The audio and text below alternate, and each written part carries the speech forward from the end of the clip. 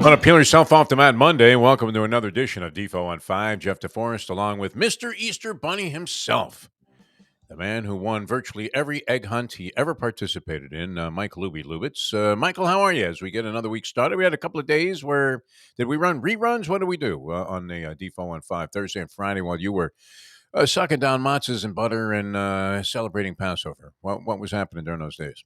We had multiple entries of the Defo show on 5. Oh, yeah? Oh, nice. And so, like, inundate the 5 Reasons audience with even more Defo Rama. But we're here today. I didn't do many an egg hunt because I'm Jewish, but I always was envious. The egg hunt looked fun. So looks like a good time, doesn't it? For now. Yeah. My grandchildren were on a little bit of an egg hunt, but I think that, it was fixed. My son fixed it. So they came out with an equal number of eggs, said, they go by different colors now. It's like gold stars, silver stars, that kind of thing.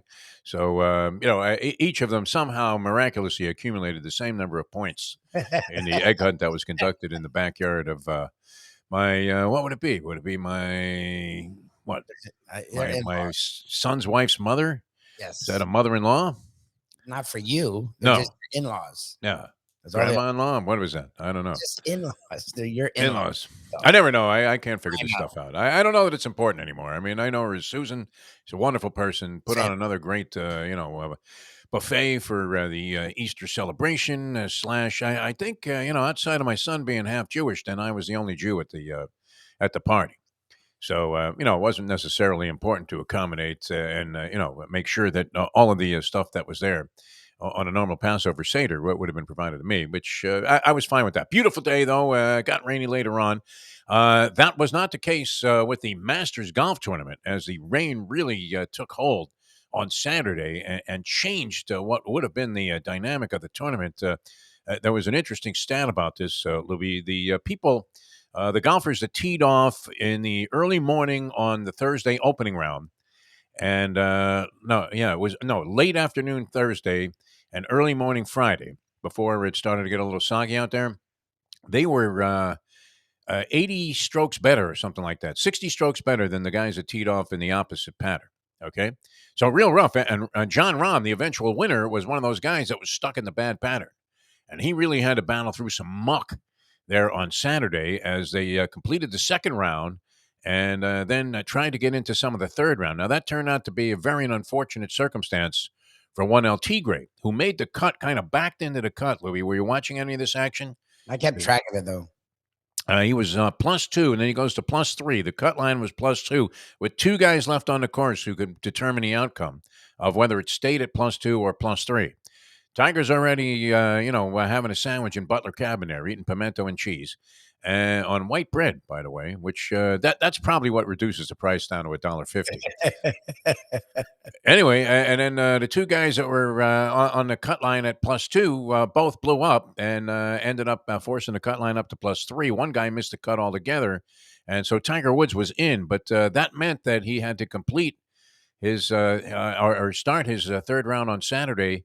And it was a disaster. I mean, once he got going in that rain, absolute catastrophe. He actually, this goes back to October 2nd of 1980. I don't know if you remember when be interested in that fight. Probably not, right? When were you born? I was 70. Oh, you were born in 83. You weren't even born yet. 82. 82? Yeah. You want me to 83? be 82, a few months before your son. Okay. Yes, sir. See, you weren't even born. Comment there. What were you saying? I just said 82, a few months before your son. That's all I said. Okay. Yeah, I should realize this. I mean, because you are like a son to me at this point.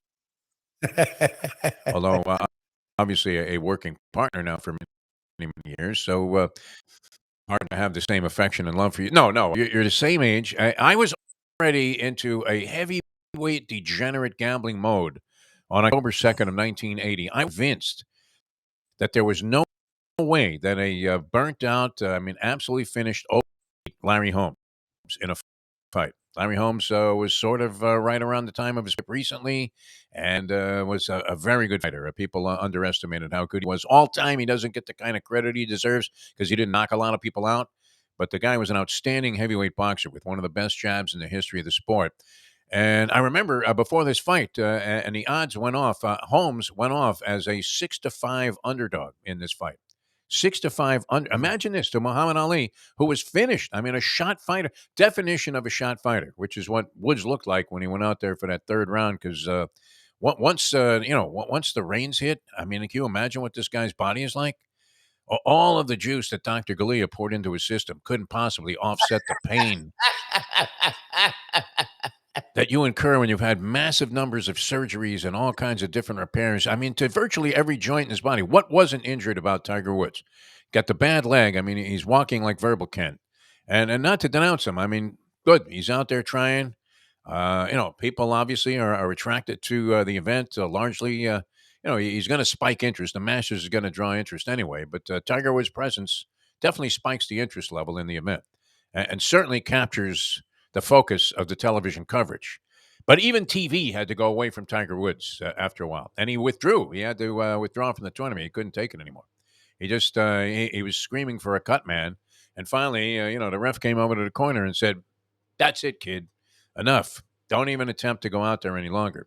So he withdrew from the tournament. But looked bad. He looked like Ali did in that fight against Holmes, Mhm. where the entire time Holmes is begging the referee, Carlos Padilla, "Stop it already. Stop. I can't hit this guy again." Holmes asking, oh, I remember jeez. the fight doctor, Freddie Pacheco, who I became friendly with. A lot of people in Miami knew Freddie Pacheco, but I worked with him a few times, and we did a lot of interviews together and TV shoots and conversations. And he claims, I mean, to his deathbed, he claims that he begged Ali not to do this anymore. In fact, I want to say that he sort of left the Ali entourage after or before that fight, because he couldn't see this guy continuing to take the beating and have his brains beaten in like he was in this Holmes fight. But that's how Tiger Woods looked. Now, getting to the leaderboard here, John Rahm, who was the favorite to win the tournament. So somebody mentioned that they got 10-1 on John Rahm. I find that very Segredo-esque, generous type of odds. I thought I saw John Rahm. The highest I saw him going off at was like 7 and a hook. But Yeah, nonetheless, I mean, it's still, if you thought this guy was going to win the tournament, which many people did, right? But we had two people on this show predict John Rahm. Not a hard guy to come up with in this spot. He had already won 3 tournaments. He hadn't won a Masters yet. He joins 3 other Spaniards in now having a green jacket, so he's the fourth to do it.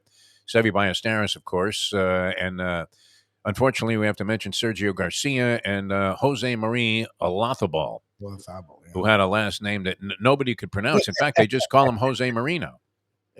Even Nance stays away from it, right?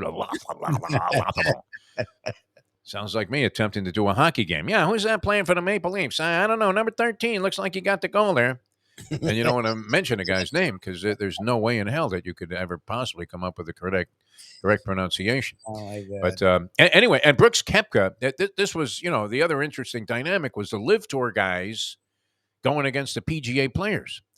And the classic line was, by Mike Vaccaro when he was quoting a guy who wrote in and said that they ought to pair them up by weight divisions because it was going to be a bloodbath. And Koepka, what a swashbuckling mofo this guy is. He's in command of the tournament the whole way, and uncharacteristically, I don't know. Did he choke in the final round, Louis? Did you watch any of this? Brooks Koepka, he fell completely apart. John Rahm was steady as they come and ended up 12 under par for the tournament, which won it by 4 strokes over Koepka. And the big surprise, Phil Mickelson, Where the hell who did that hasn't done anything on the LIV Tour. I where mean, did he he's like, what's that? where did he come from? The golf pundits would say, well, it all boils down to course knowledge. He knows not necessarily where to hit the ball, but where not to miss. I always love that one. Where not to miss, which at Augusta National, you can see where that would be a major asset because balls hit the green. And then if you hit it, it looks like a perfect shot, right? A shot that you would dream about hitting. And, lands like 6 feet from the pin, and then it spins back a little bit. And then all of a sudden it hits a point and it just rolls off the green into Rays Creek. You're like, how the fuck is that ball in the water? That's impossible. You planted one on the green, and it wasn't like some skimming line drive or a worm burner or some shot that, was a Shankopotamus special. Just a perfect shot with trajectory, everything, and then a little bit of backspin and whoosh. And then it gets to that point. There's some kind of crest there where it seems like almost every green at the Masters, where if the ball, I mean, even has the slightest hint of a rotation left, it slides over there and then whew, it's a myth of the Sisyphus, my friend. All downhill from there. Just absolutely an abortion. But the Live players, I guess, got the big win there because they acquitted themselves very well for a bunch of guys that I couldn't help myself. I used to be a little bit of a Kepka fan, but I don't know. His attitude kind of rubs me the wrong way a little bit. I don't know about you, Lubie. He's an FSU guy. Do you accept the fact that it just seems like he wants to spit on everybody that he's playing against, doesn't he? I like that he's a knoll, but he's been sort of a douche. Yeah, he seems like an asshole. He just does. I don't know. I mean, look, you have to be confident. You can't go out there thinking that you're not the best in the world. I don't know that you need to do that every time that you go out and play golf. Certainly, if you're going to a boxing match and you're thinking, oh, well, geez, I'm going to lose to this guy, then why step into the ring at all? Yep. Unless you're just collecting a payday there, or you happen to be working for the promoter and you happen to spar with the guy that you're losing to, and then yeah, okay, make it look good, right? So like a fixed fight in the Raging Bull, but yeah, Kepka, I don't know. He just rubs me the wrong way. And I couldn't help myself. I don't know why it is I feel this strongly about the LIV Tour or anti-LIV Tour. How do you feel about the Saudi money laundering or washing, sports washing? Is it money laundering? No, they've already laundered that money through the oil fields. But I mean, I guess there's reason to resent it. 60 Minutes had a piece on it. I didn't catch all of it last night. Where they were talking about the torture that's going on in Saudi Arabia, and people are just being, I mean, in the most inhumane fashion, being treated like absolute slime. And yet the sheik will go out there and represent himself as a perfect gentleman, right? Well, I don't know. Some people are commenting negatively about the human treatment here, but we see progress. We tend to look at the good side. I don't know. Do you see this interview on 60 Minutes? No, No, it no. was all right. Well, I mean, the Saudi guy always comes off as if he's really sanctimonious and trying to do the right thing. Never mind the violations and atrocities against human rights. And anyway, they were talking about how they're trying to wash away a lot of this negativity through sports, golf being a part of it, and it made me only resent the LIV Tour players even more, selling their souls. And I couldn't help myself every time Kepka was in a backswing or about to take a putt. I'm screaming, "Miss it! You scab LIV Tour scumbag!" Were you saying that during the tournament? I don't watch it, but You scab LIV Tour scumbag! when he started to collapse, I was like, ha ha. Yeah, you scab LIV Tour scumbag. That's I don't know how many times I said that during the telecast of the Masters yesterday. Very uncommon kind of refrain to use during the Masters. Yeah, usually, polite applause is appropriate, or maybe you're, downing. I don't know. What's the drink there? Do they have like a mint julep? No, that's Kentucky. I don't know. Whatever they do, it's very, very considerate and, sort of on an upper level of etiquette. And then here's me in the crowd yelling, "You scab LIV Tour scumbag!" at Patrick Reed, who was up there also. I mean, the LIV Tour players did very, very well in this thing. The PGA players might want to take a look at themselves and say, maybe we're not as great as we think we are. Although a very exciting tournament until the end there when Rahm looked like a certain winner. Best job in sports right now, Louie? You know what it is. John Rahm's caddy. Yeah. He's already won 4 tournaments. Caddies, I think, get 10% of a golfer's purse money. So this guy made $350,000 over the last 4 days just for carrying John Rahm's bag and going, "Nice shot, Johnny boy. Way to go." I'm sure he does more than that. Would you be inclined to listen to your caddy or just tell him to go shut the fuck up? Like John Vandevelde did when that little leprechaun guy was running up to him at the tee going, "No, no, not driver, not driver." British Open many years ago, and that was ugly. All right, NBA playoffs are set. That was, congratulations to John Rahm. Mickelson somehow finishes tied for second with Koepka in the tournament, which was a bit of a miracle. And it's on to the next major now, which would be what? Is it going to be the U.S. Open in June? Is that the next major? I want to say yes to that.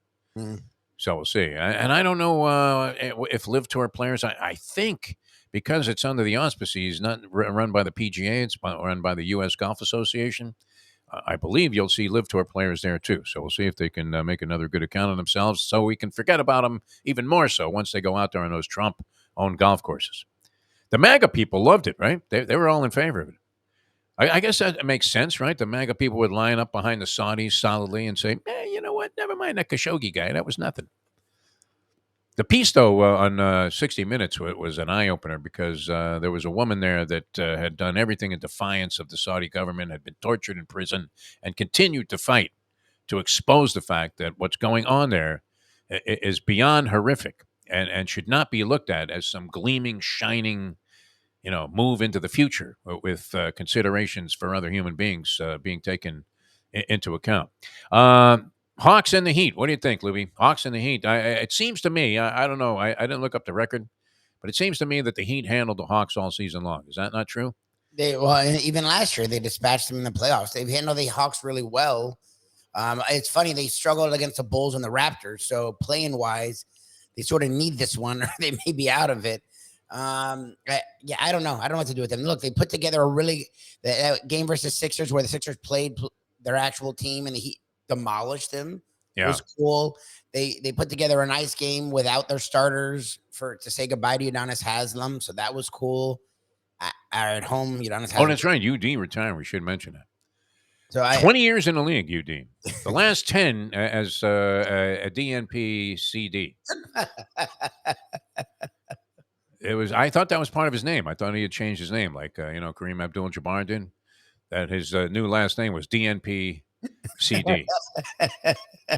What was he really doing on the roster the last 10 years? Let's get serious about this. I mean, everybody loves Udonis Haslem and the gutsy play that he exhibited while he was, a functioning member of the Miami Heat. But for the last 10 years, he's been nothing, right?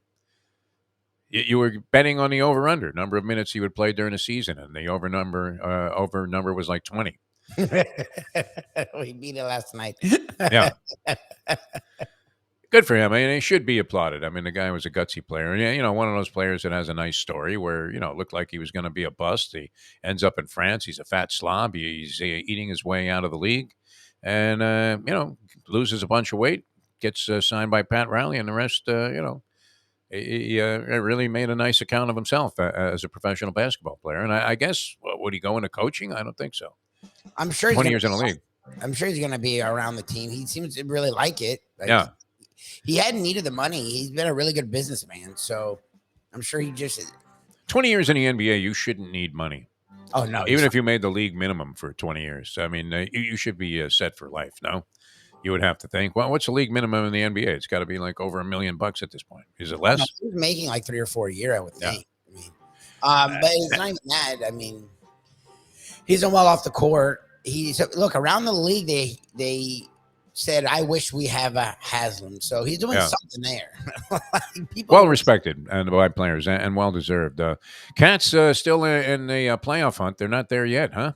Yes. Playing great hockey, though. I mean, making an ascent in everybody's opinion as they go into the playoffs and having a great season. A couple of guys there. Carter Verhaeghe, 40 goals. Would not have expected Would you have expected the Panthers to have 2 40-goal scorers in the same season and still have like what would be considered a lousy year?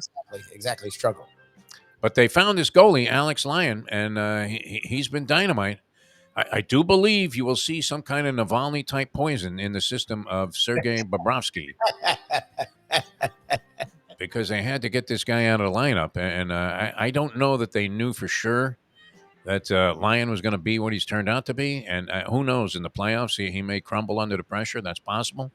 But right now, looking very good for your Florida Panthers. Much better than it did last year, which is weird because we didn't trust them in the postseason. Well, we'll see if they bomb out in round number 1. But let's hope they get there first. That would be nice. And, well, I mean, we'll comment on this a little bit tomorrow. I saw some of the worst, atrocious boxing judging I've ever seen in my life. You could make a case for both guys. Well, one guy got clearly robbed. I mean, he won the fight, and they had him losing like every round. And in the second fight, very competitive. You could have made a case for a draw, but and I'm not sure. I mean, maybe this is misogynistic and a little bit sexist on my part. But there have been good female boxing judges, but there have been more awful female boxing judges than good ones by far. Julie Letterman, the daughter of Harold Letterman, was a decent boxing judge. I trusted her. There was a woman out in California named Gwen Adair. She was an actress that wanted to become a boxing referee and eventually did. and she did some judging, and her scorecards were somewhat commensurate with what you thought was reality. And then you have the Melvina Lathans of the world and the Adelaide Birds. But this was atrocious. If you get a chance, yeah, and you catch that if you're a boxing fan, which is boxing fading from the spotlight altogether? It shouldn't be. I mean, there's some great fights, but I don't hear many people talking about it anymore. Do you? I couldn't tell you who's great outside of Terrence Crawford. Like, Yeah. is Wilder still fighting? Like, I don't even hear. Wilder is kind of hanging around. Yeah. Might be back in action sometime soon. But clearly his best shot has already been taken, where he won the heavyweight championship. There are a couple of prospects in the heavyweight division that aren't bad. One of them was on ESPN the other night. Big Baby, is it Robinson? Something like that. Anyway, this guy looks pretty good. He looks a little like Riddick Bowe, but faster and overwhelming his opposition so far. But no, they're plenty of good boxers. I mean, you have a big fight coming up. Javante Davis is going against this kid Ryan Garcia, two undefeated fighters, both with impressive resumes. I think Davis wins the fight, but that's big. That's coming up April 22nd, and one of Louis DeCubas's fighters with Leon Margulies, David Morrell, is fighting in the co-main event on the undercard, and that's a kid to watch. There are plenty of good boxers, but I don't know why they don't make judges accountable in boxing. That they really should. I mean, you see this all the time now, where the NBA issues a report says, "Yeah, the refs blew it," and you're thinking, "Well, what happens to those refs that blew it? I mean, are they admonished at all? Are they, told that, hey, listen, you better pick up the pace here, or you're going to be out of the game, soon?" But with boxing judges, it doesn't matter how bizarre the scores are. You never hear anything about them being held accountable. Certainly not by the pundits at the World Boxing Council. All right, we have to run. We'll have the Defo show coming up on South Florida Live. And for Mike Lubie Lubitz, thanks, people, for tuning in here on 5 Reasons Sports Network. Always good to be a part of anything Scoop Skolnick is a part of. And Scoop's going to join us, the man himself, on our own show about 8:20 this morning. If you're catching this early, you'll be able to catch a little Scoop Skolnick. He's always a great guest, talking about the NBA playoffs in greater detail than we just did. As we told you, yeah, we think the Heat will beat the Hawks. Where it goes after that, I mean, that would lead them right into Boston, wouldn't it? Yes, it would.